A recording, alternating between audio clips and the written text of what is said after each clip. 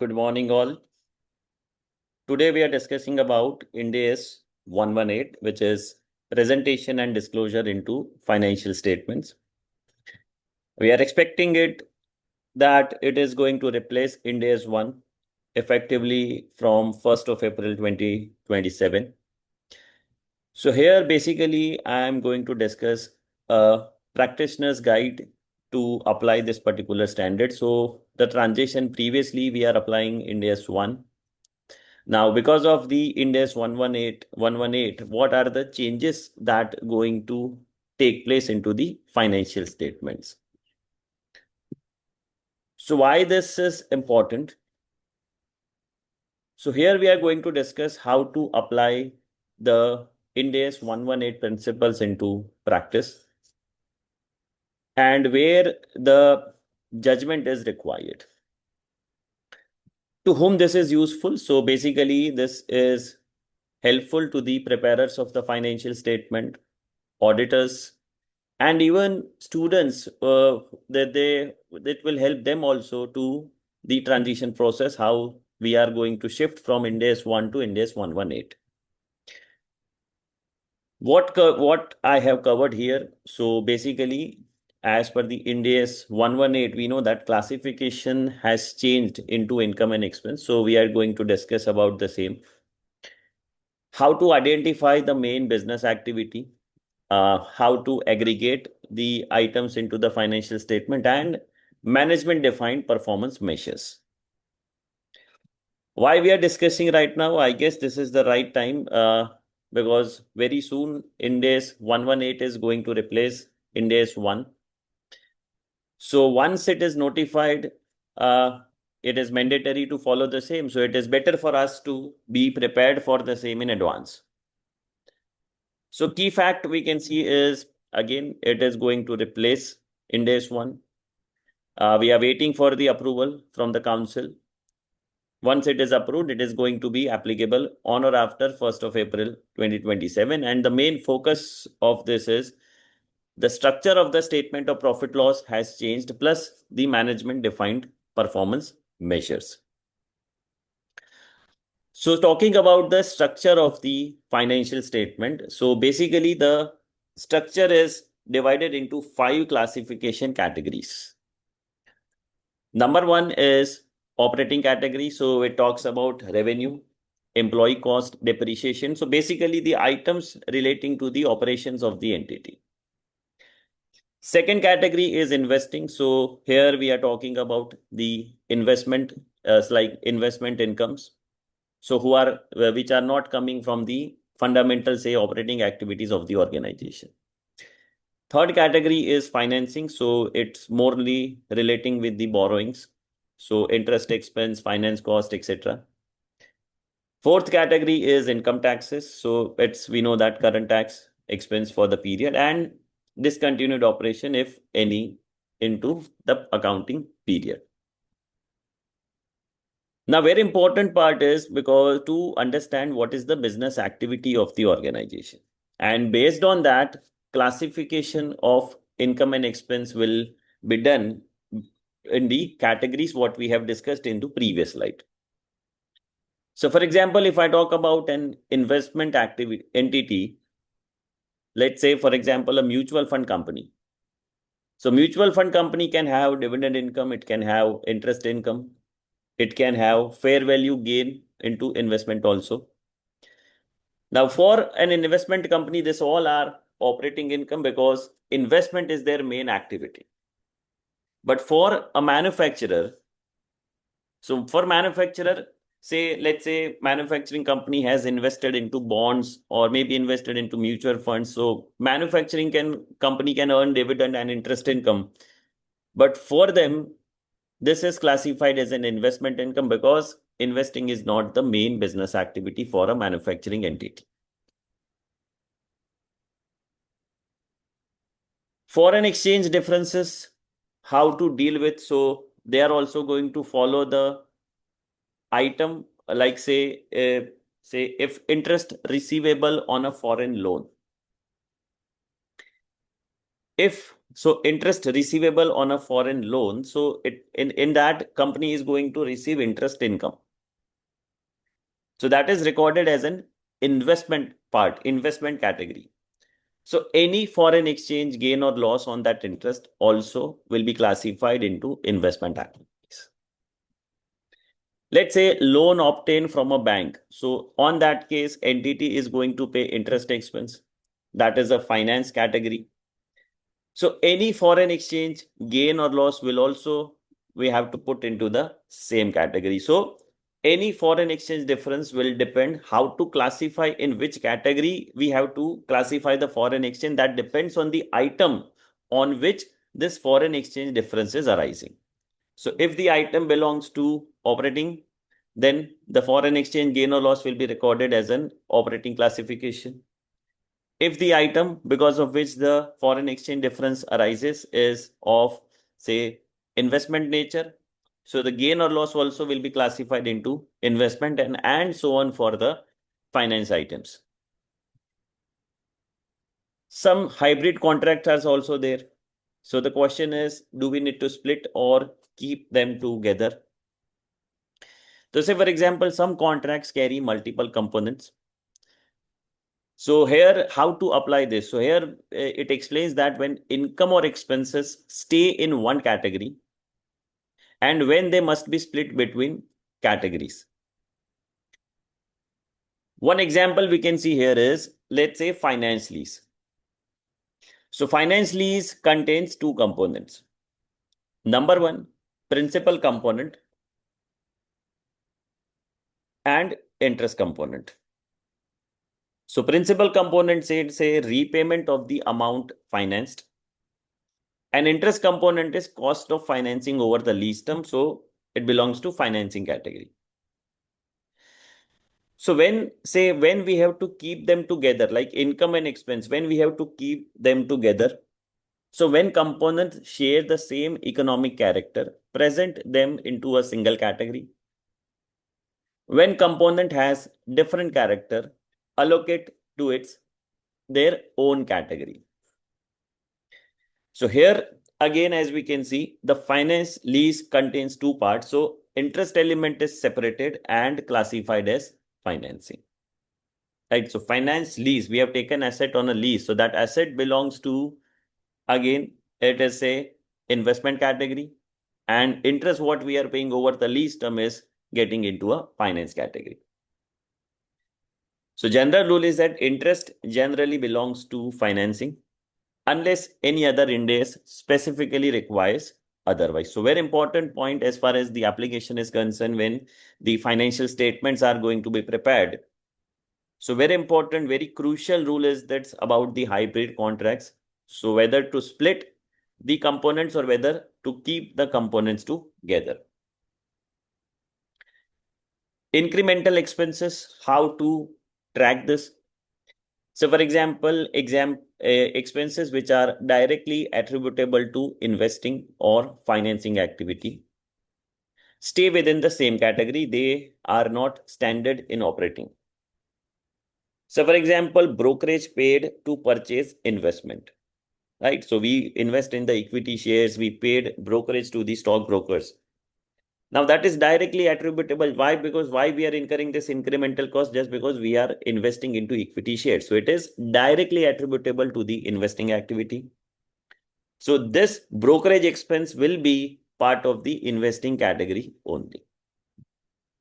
So principle working behind this is the cost that only exists because an investing or financing activities are classified alongside it, preserving a fulfilled picture of each category. So this example we have seen the brokerage. Why brokerage? Just because we are investing.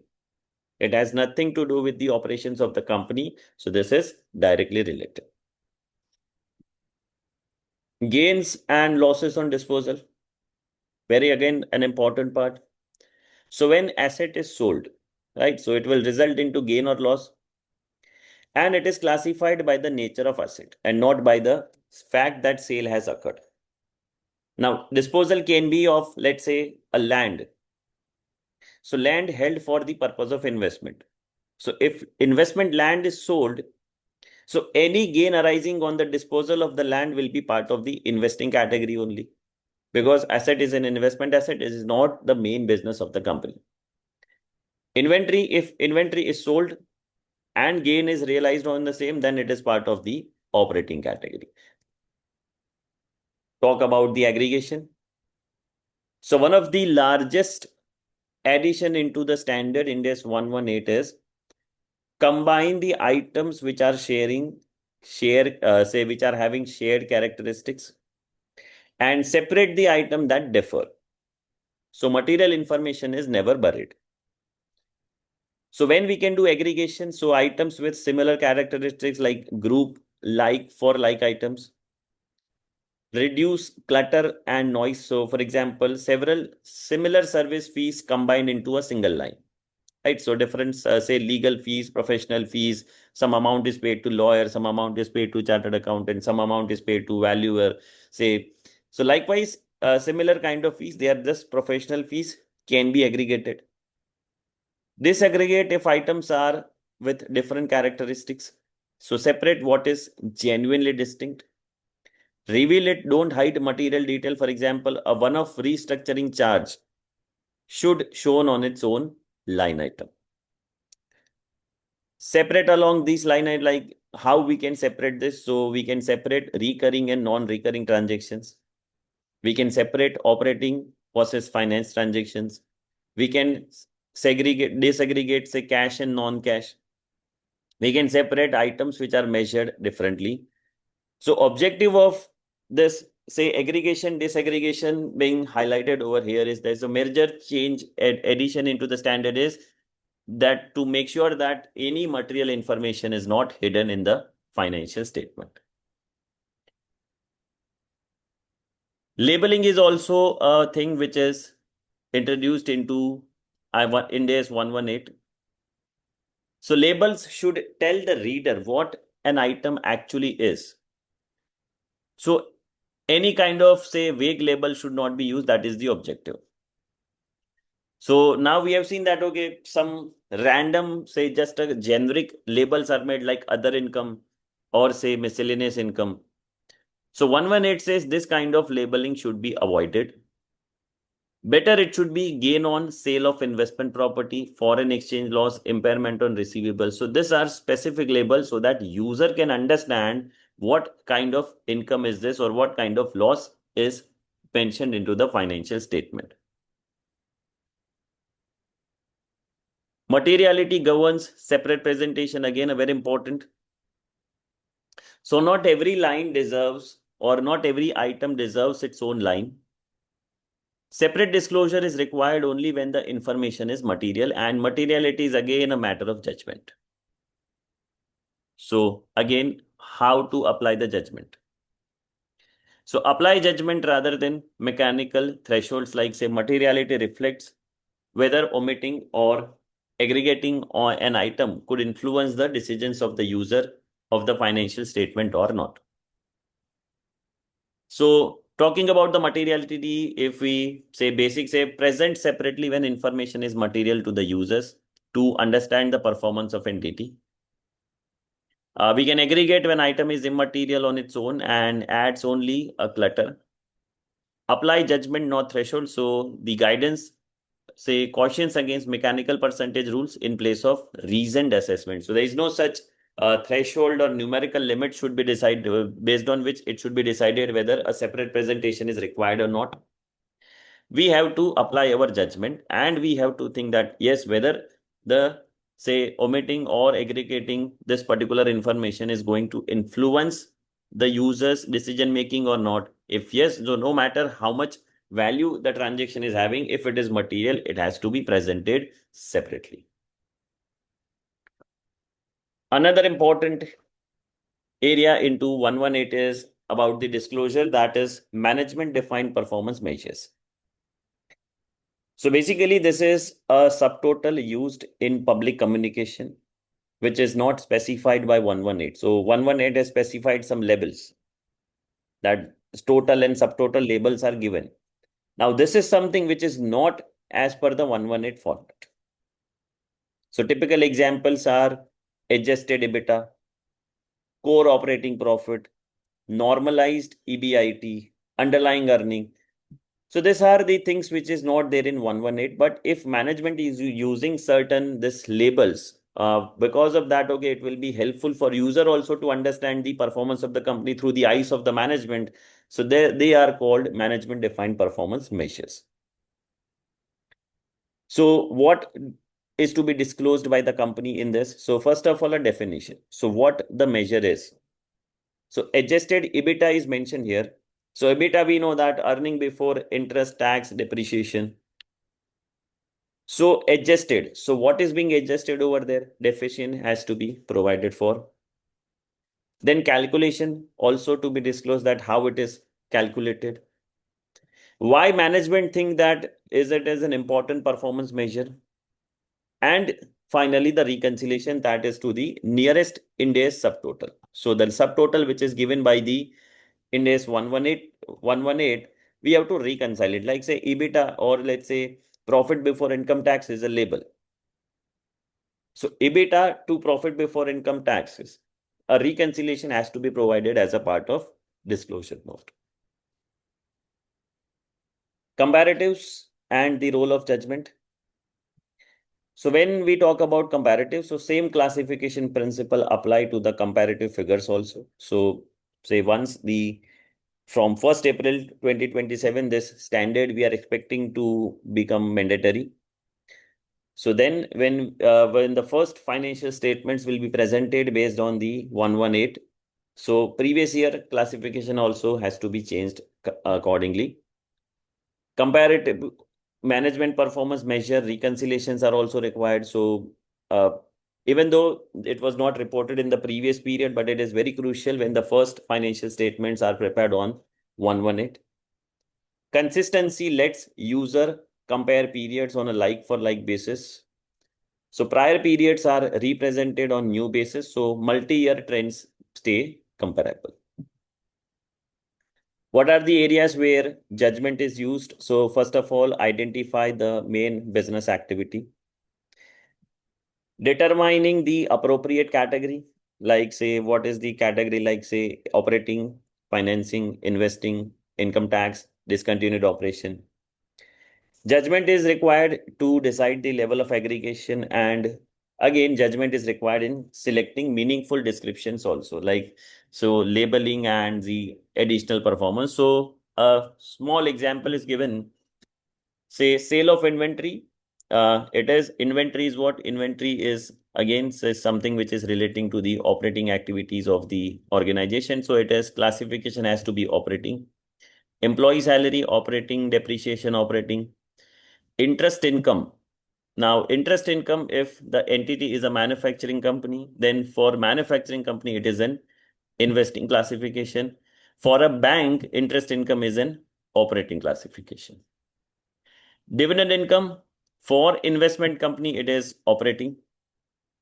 Interest expense, always financing classification. Income tax expense falls into income tax classification, and profit from discontinued operation is going to discontinued operation classification. So key takeaways from this discussion is, so number one is classify by the substance. So here we are talking about main business activity drives. So we have to understand very carefully what is the main business activity of the organization, and based on that, classification will happen for the income and expenses. Follow the underlying items. So another important point we discussed about is the foreign exchange gains and losses. So foreign exchange gains and losses classification will follow the underlying item. So if the gain or loss is arising on an operating item, exchange gain or loss will go into operating classification, and so on for the investing and financing. Aggregate and disaggregate well. So again, the important part is, okay, the items which are having similar characteristics, okay, it should be aggregated. Vague label should be ignored. Label should be made like such that the user can understand is very clearly, and transparent on the management defined performance measures, and comparative also to be included in the same. So this is our a very basic discussion on the Ind AS 118, how it is going to be applied, right? So for more details, we can have a training session on this for a detailed Ind AS 118 practical guidance, fundamental concept. We can understand what are the changes from Ind AS 1 to 118. So for detailed guidance, okay, you can reach out to me, you can DM me on the say my LinkedIn per se message, and or you can WhatsApp me. You can come over 99 134 05901, and we can connect and discuss on the same. Thank you so much.